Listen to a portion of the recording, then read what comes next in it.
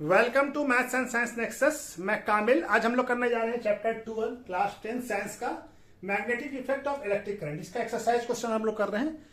ठीक है, exercise question शुरू कर रहे हैं आज। ठीक है, तो चलिए इसको करते हैं। क्या पहला क्वेश्चन क्या कह रहा है? Which of the following correctly describe the magnetic field near a long straight wire.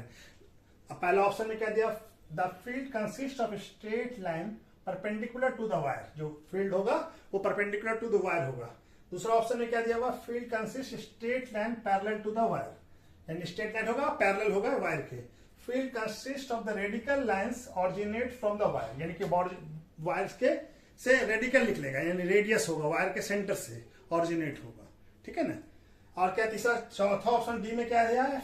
The field consist of the concentric circle centre on the wire, यानी कंसेंट्रेटिक सर्किल। हमको मालूम है कि स्ट्रेट जो वायर होता है, स्ट्रेट वायर में क्या होता है? इसका कंसेंट्रेटिक सर्किल बनाता है। और ये सेंटर कहाँ होता है? सेंटर होता है हमारा, इस वायर का सेंटर होता है। तो करेक्ट ऑप्शन कौन सा हो जाएगा? डी। स्ट्रेट लाइन जो है मैग्नेटिक फील्ड इसका कैसे बनता है? कंसेंट्रेटिक सर्किल का। ठीक है ना। तो करेक्ट ऑप्शन कौन सा हो जाएगा? The field consist of the concentric circle centre on the wire. ठीक है ना। तो करेक्ट ऑप्शन हो जाएगा डी। ठीक है। दूसरा क्वेश्चन क्या कह रहा है? At the time of short circuit the current in the circuit reduce substantially. और बी में है डज नॉट चेंज, सी में है इंक्रीज हेवली, और क्या है? डी में है वेरिंग कॉन्टेंट, यानी चेंज होता रहता है। क्या होता है सबसे ज्यादा शॉर्ट सर्किट के टाइम में? क्या होता है? करंट बहुत ज्यादा बढ़ जाता है, इंक्रीज कर जाता है, इंक्रीज हेवली हो जाएगा। ऑप्शन क्या हो जाएगा? सी। तीसरा क्वेश्चन क्या है? ट्रू एंड फॉल्स है। State whether the following statement are true और फॉल्स। तो पहला क्या है? The field at the centre of a long circular coil carrying conductor will be parallel to straight. तो सर्कुलर जो सोलोनॉइड होता है उसके अंदर जो है इनसाइड जो होता है क्या होता है?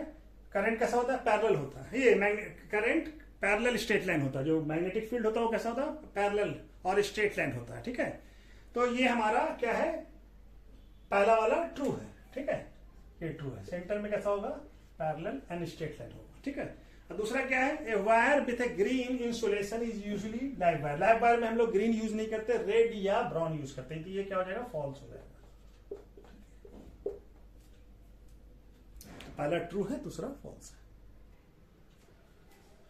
क्वेश्चन नंबर 4 क्या कह रहा है? List 2 method of producing magnetic field. 2 method हमारा मैग्नेटिक फील्ड प्रोड्यूस करने का बताना है कि मैग्नेटिक फील्ड कैसे बन सकता है? परमानेंट मैग्नेट से, और दूसरा हो सकता है करंट कैरिंग कंडक्टर से।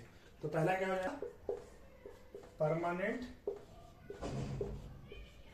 मैग्नेट, और दूसरा करंट कैरिंग कंडक्टर से। ठीक है, दूसरा करंट कैरिंग कंडक्टर से। तो 2 मेथड हो सकता है। ठीक है। क्वेश्चन नंबर 5 क्या कर रहा है? When is the force experience by the magnetic current conductor carrying conductor place in the magnetic field. कब फोर्स लार्जेस्ट, सबसे ज्यादा फोर्स एक्सपीरियंस करेगा? कब करेगा? जब परपेंडिकुलर रखा जाएगा। क्यों? हमारा फोर्स का फॉर्मूला क्या होता है? तो B I L sine theta. तो साइन थीटा कब? पर थीटा जब 90 डिग्री होगा तब साइन का वैल्यू मैक्सिमम होता है, यानी साइन 90 डिग्री क्या होता है? 1। ठीक है ना, मैक्सिमम होता है। ठीक है, साइन 90 डिग्री का वैल्यू मैक्सिमम होता है। तो कब रखा जाएगा? जब कब रखेंगे? परपेंडिकुलर रखेंगे तब। When current carrying conductor place perpendicular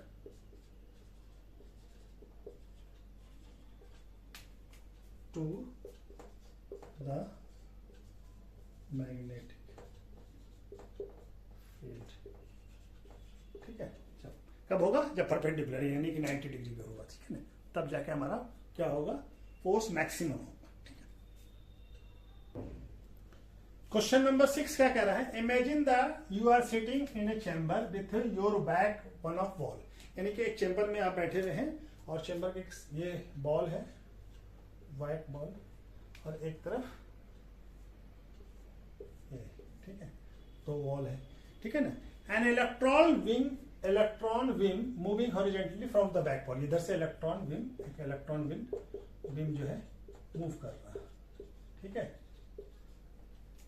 back towards the front wall, ये बैक बॉल है और ये फ्रंट बॉल है, फ्रंट बॉल है, तो इलेक्ट्रॉन इधर मूव कर रहा है, ठीक है ना। इस डिफ्लेक्टेड बाय, ये जो इलेक्ट्रॉन बीम है डिफ्लेक्टेड होता है मैग्नेटिक फील्ड से, किधर, राइट हैंड साइड में। तो हम ऐसे बैठे हुए हैं, ठीक है ना, ये मेरा, हम इधर फ्रंट है मेरा, इधर हम बैक है ये, ठीक है ना, तो बैक इधर बैठे हुए हैं। तो इलेक्ट्रॉन किधर होता है हमारे राइट हैंड साइड में, इस साइड इलेक्ट्रॉन जो है इस साइड मूव कर रहा है, ठीक है, इस साइड में, ठीक है।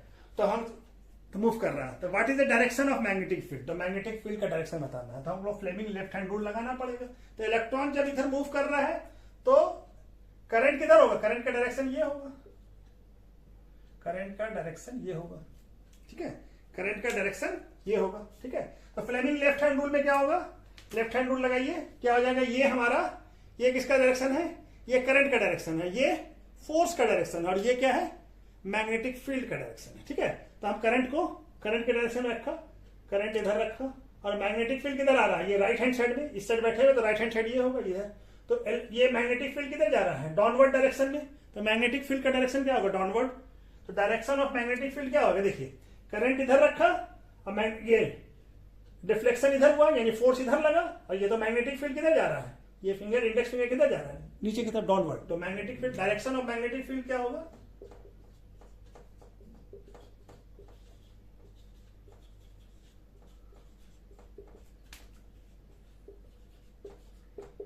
डाउनवर्ड, ठीक है।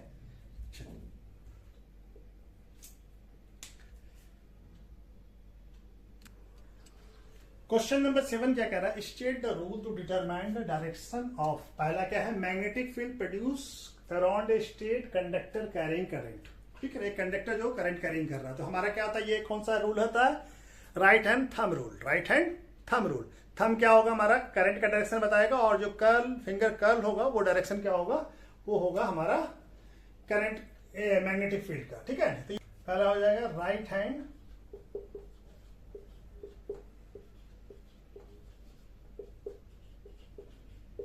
Thumb rule.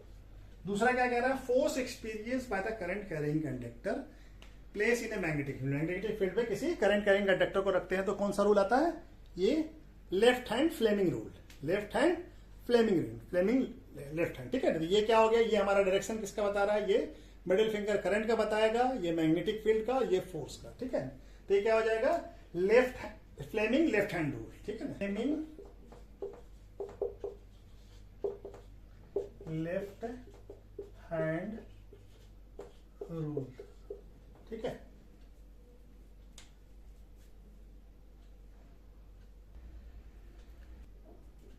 क्वेश्चन नंबर 8 क्या कह रहा है, when does the electric short circuit occurs, कब इलेक्ट्रिक शॉर्ट सर्किट अकर्स होता है, जब हमारा लाइव वायर और न्यूट्रल वायर दोनों एक दूसरे से कांटेक्ट में आ जाता है, यानी डायरेक्ट टच कर देता है, दोनों एक दूसरे से डायरेक्ट कांटेक्ट में आ जाता है।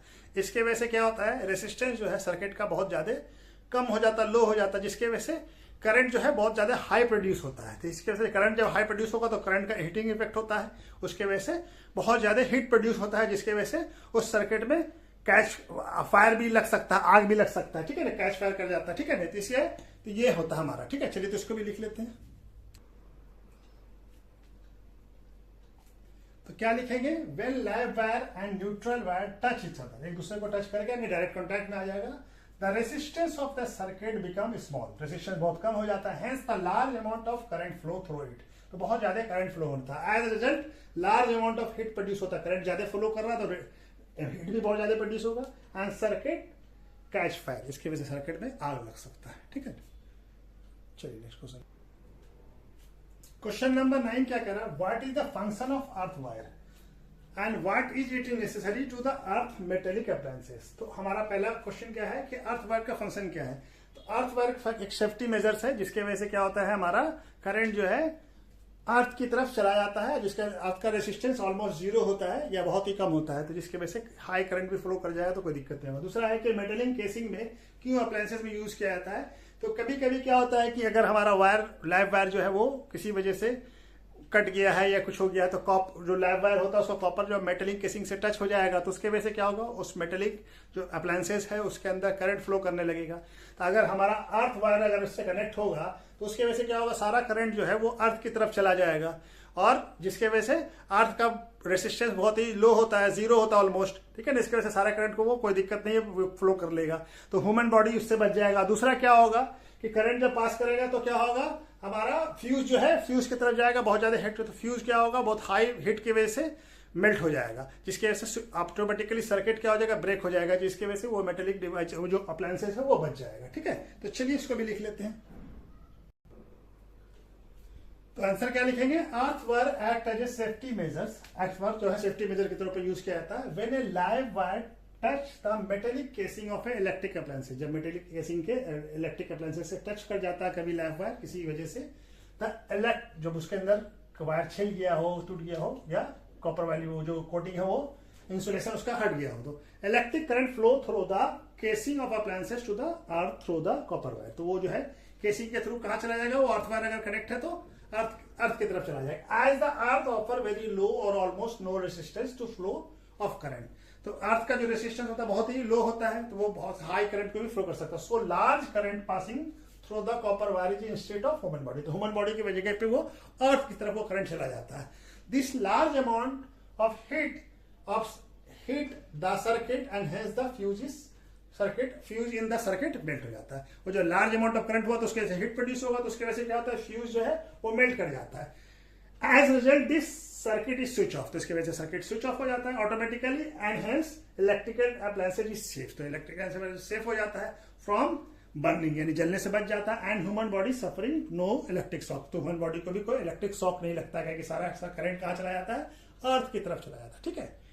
तो चलिए इस तरह से ये एक्सरसाइज क्वेश्चन भी हो गया हमारा, ठीक है। और वीडियो अच्छा लगे तो इसको लाइक और सब्सक्राइब कीजिए, ठीक है, और शेयर भी कीजिए इसके बच्चों, ठीक है। Okay, thank you.